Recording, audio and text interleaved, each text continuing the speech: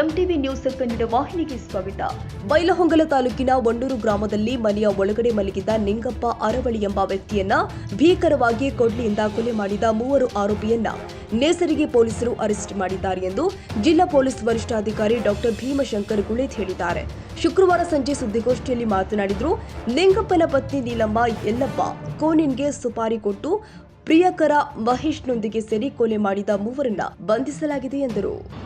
ಅವರ ತಮ್ಮ ನಿಂಗಪ್ಪ ಬಸಪ್ಪ ಅರವಳ್ಳಿ ಅಲಿಯಾಸ್ ಮುಕ್ಕುಳೆ ಅನ್ನುವಂಥವರು, ವಯಸ್ಸು 41 ವರ್ಷ, ವಂಡೂರು ಗ್ರಾಮದವರು. ಬೆಳಗ್ಗೆ ಕೊಲೆ ಆಗಿದ್ದಾರೆ ಅನ್ನುವಂಥ ಮಾಹಿತಿಯನ್ನು ಕೊಡ್ತಾರೆ. ತಕ್ಷಣ ನಮ್ಮ ಪೊಲೀಸರು ಸ್ಥಳಕ್ಕೆ ಧಾವಿಸ್ತಾರೆ. ಸ್ಥಳಕ್ಕೆ ಧಾವಿಸಿ ಅಲ್ಲಿರ್ತಕ್ಕಂಥ ಪರಿಸ್ಥಿತಿಯನ್ನು ಪರಿಶೀಲನೆ ಮಾಡಿದಾಗ ಮೃತನಾದಂಥ ನಿಂಗಪ್ಪನನ್ನ ಯಾರೋ ದುಷ್ಕರ್ಮಿಗಳು ಕೊಡಲಿಯಿಂದ ಅವನ ಕತ್ತಿನ ಸೂಕ್ಷ್ಮವಾದ ಭಾಗಕ್ಕೆ ಕೊಡಲಿಯ ಹೊಡೆತದಿಂದ ಹೊಡೆದು ಅದರಿಂದ ಅವನು ಸಾವನ್ನಪ್ಪಿದ್ದು ಕಂಡುಬರುತ್ತೆ. ತದನಂತರ ಆ ಪ್ರಕಾರವಾಗಿ ಅವರ ಅಣ್ಣ ಕೊಡಲಿಯಿಂದ ಒಂದು ತಗೊಳ್ತಾರೆ. ತೆಗೆದುಕೊಂಡಾಗ ಪರಿಸ್ಥಿತಿಯನ್ನು ಅವಲೋಕಿಸಿದಾಗ ಅವನ ಹೆಂಡತಿ ನಿಲ್ಲಮ್ಮ ಹೇಳ್ತಾರೆ, ಕಳೆದ ರಾತ್ರಿ ಅವನು ಕುಡಿದು ಗಲಾಟೆ ಮಾಡ್ತಾ ಇದ್ದ.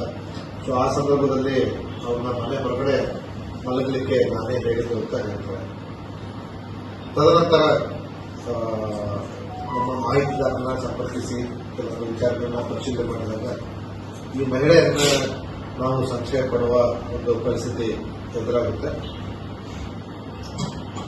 ಮಹಿಳೆ ತಾನು ಕೆಲಸ ಮಾಡತಕ್ಕಂಥ ಒಂದು ಸ್ಥಳದಲ್ಲಿ ಇನ್ನೊಬ್ಬರ ಜೊತೆ ಪ್ರೀತಿ ಮಾಡ್ತಾ ಇದ್ದಿದ್ದು ನಮ್ಮ ಗಮನಕ್ಕೆ ಬರುತ್ತೆ.